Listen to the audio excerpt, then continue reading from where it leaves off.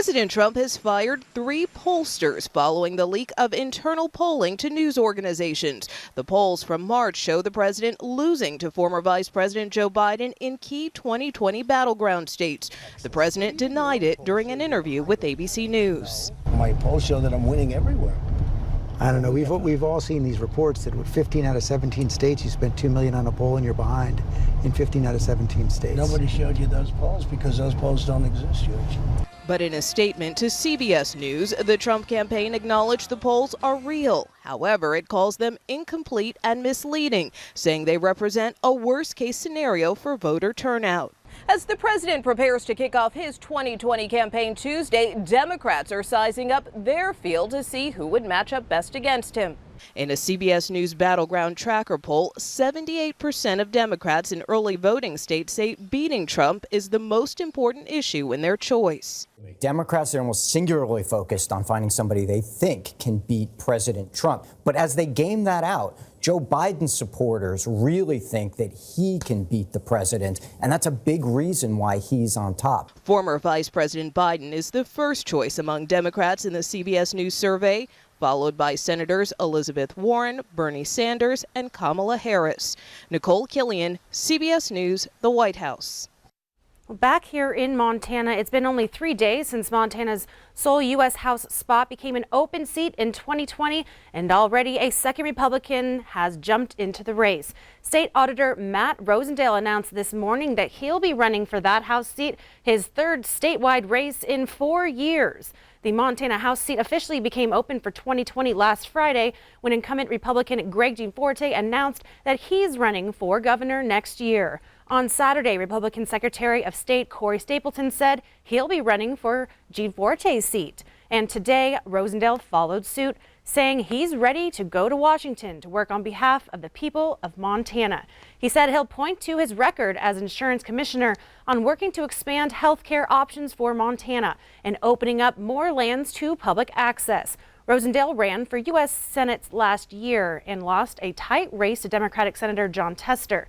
During that campaign, Rosendale was often cast by opponents as an outsider because he moved to the state 17 years ago from Maryland. Rosendale addressed that issue today, saying that he and his family came to Glendive in 2002 because they liked what they saw in Montana.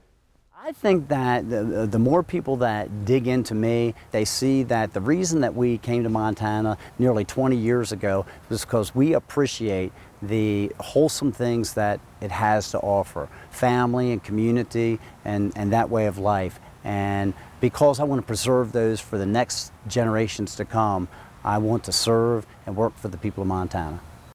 2 Democrats are already in the 2020 race for the House, and a third Republican is expected to join the fray later this week. Here in Montana, a man arrested in Nevada 2 months ago in the case of a missing Billings woman believed to have been murdered has been returned to Billings over the weekend. Yellowstone County jail records show 54-year-old Gregory Scott Green was booked into the jail on Sunday on a charge of deliberate homicide. Green was arrested on April 17th in Henderson, Nevada, after prosecutors linked him to the disappearance of Laura Johnson, who was last seen alive in Billings on September 13th, 2018. The murder charge against Green was filed in Yellowstone County. It is not clear at this time when Green will make his first court appearance in Yellowstone County District Court. Well, it has now been 1 year since Jermaine Charlo of Missoula went missing. $10,000 is being offered for information leading to an arrest. The then 23-year-old was last seen near the Orange Street Food Farm in Missoula last spring. Her family remains hopeful and will not stop looking for her. Detectives believe someone out there knows what happened to her. Anyone with any information is asked to call Detective Guy Baker at 406-396-3217. Well, stay with us. More to come on the Noon News. Designer and socialite Gloria Vanderbilt has died. After the break, we take a look back at her life and legacy. Now, here's a look at what's coming up on Court TV.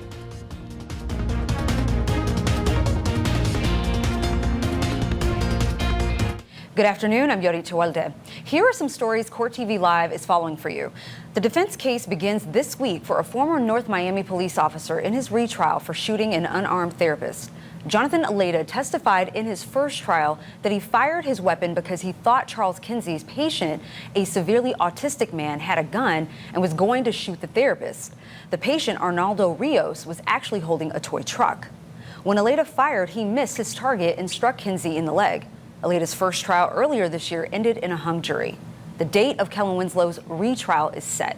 The former NFL star will be tried on the 8 remaining counts that a jury deadlocked on last week. Winslow was convicted